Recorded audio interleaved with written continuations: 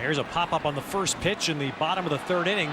Pedroia for Boston popping it up, and Cabrera for the Angels with the catch in shallow center. Well, how can you not love this town in October? What a magnificent sports setting, and all of New England's eyes, the region's eyes, all focus on Fenway Park in October. And right now they're loving Kevin Youkilis. His first inning home run, his first career postseason hit, is the game's run. I mean, this morning in the Boston Globe, there were 12 pages devoted in the paper to tonight's game. That's staggering. I thought they broke down the game as well as you possibly could from every angle you could do it. Stole all of our material.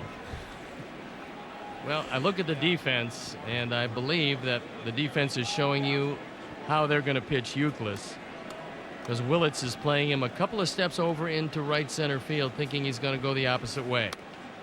And after the home run to left center field the last time up, Lackey is staying away from him with fastballs and sliders, and he's fallen behind.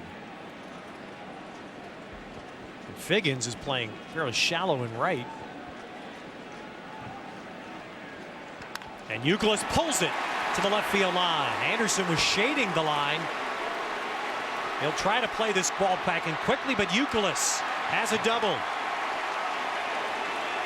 6 hits now for the Red Sox.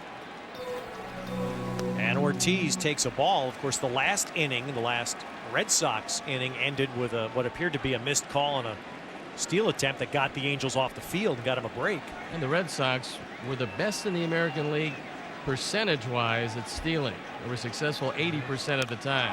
Right field toward the pesky pole, and Big Papi adds to his October resume. 3-0 Red Sox.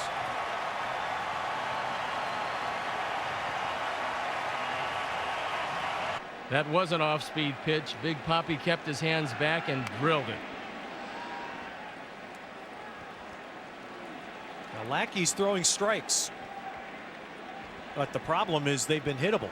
The Red Sox with 7 hits. That's Stoney, what you're seeing. You see 2 guys that are aces for a reason. Both of these guys so far are throwing nothing but strikes. There seems to be a difference in the strikes they're throwing. Well, Lackey's made a couple of mistakes, and Beckett's made none.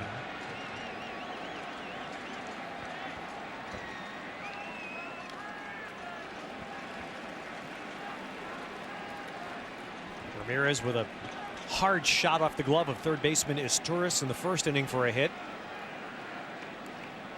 And so Mike Scioscia immediately knows now he's not getting what he hoped for. He was hoping for that ace shutdown performance from Lackey.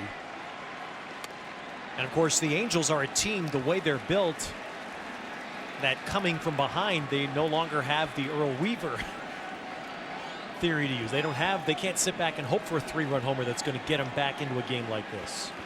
Well, you've got Guerrero and Anderson, and those are the guys that you look to hit it out. And they lost 18 home runs when Gary Matthews went down. They also lost a whole lot of defense. So Mike Scioscia said it kind of gently when they asked him about the condition of his ball club, and he said we're a little nicked up this part of the year.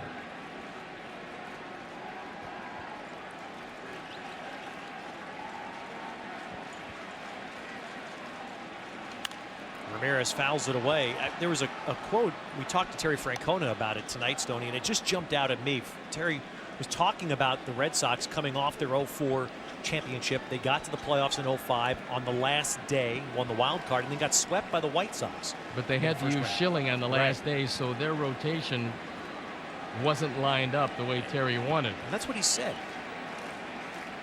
And Lackey misses, so a good job by Ramirez to fight some off, and he works out a walk.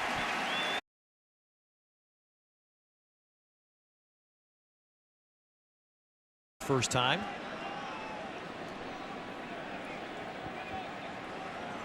Fouls this one away. Well, Terry Francona said, and he told us this before the game started. He said, you know, 2 years ago, we went into the playoffs. We were a little out of sorts going in. And he said, before you know it, you're swept right out of this thing. And you almost can look at Mike Scioscia and feel for him. He's almost in the same spot. Well, that's why I believe that this first series is the most dangerous, because if you get a couple of hot hitters, one or two hot pitchers, you're done. It's 3 of 5.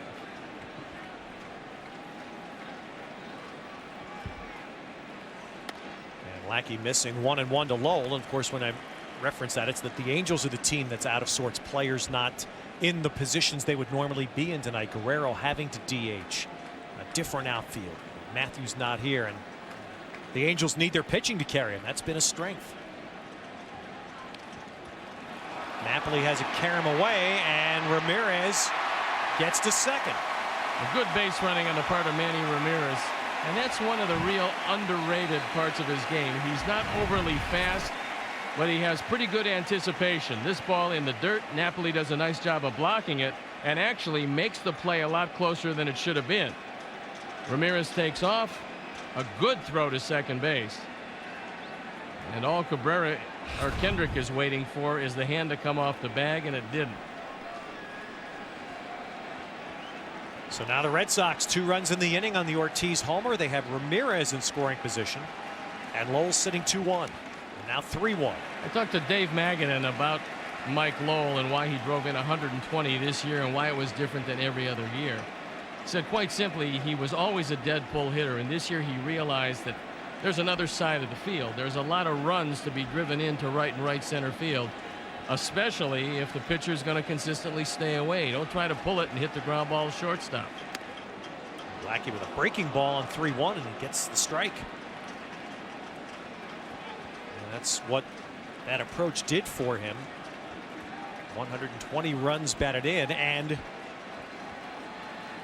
will be the biggest baseball story as soon as the Red Sox season ends. He is a free agent. Lowell to center field, and that will bring Ramirez around third, and he will score. 4-0 Red Sox. And there was a great example of Mike Lowell not trying to pull the ball, taking it right back up the middle. Lackey's had some problems with the breaking ball. He's been rolling it. It hasn't been breaking real well. And Lowell drives in his first of the night. As you can see, that breaking ball was out away. It wasn't a sharp breaking ball, but it was out away from Lowell. You try to pull that ball, you ground to the left side. He just takes it right back up the middle. So the pitch in the dirt, the good base running play by Manny Ramirez, and then the RBI single by Lowell. And so far, it's been all Red Sox early. Stoney, I'll ask you, I don't care how mentally tough you are. If you're John Lackey right now, you've got to think a little bit that this place is not for you. Well, Fenway once again struggling for John Lackey. Hey, enter People Magazine's Sexiest Fan Alive contest, and you, whether guy or girl, could be in People Magazine's Sexiest Man Alive issue. Win a VIP trip for 2 to a 2008 Major League Baseball World Series game. To enter, go to peoplesexiestfan.com. If you're John Lackey, what you're trying to do is make sure you stay out of that bullpen. Even in the long format, and the Red Sox, because they had the tiebreaker, they had the best record in the American League along with the Indians, but they held the tiebreaker. They elected the long format, meaning you're going to have a rested bullpen, but you don't want to go to it in the third inning. Ball hit to Kendrick and to Cabrera, and they turn a double play on J.D. Drew. Nicely done by the Angels to get John Lackey off the field, but the Red Sox score 3 in the third.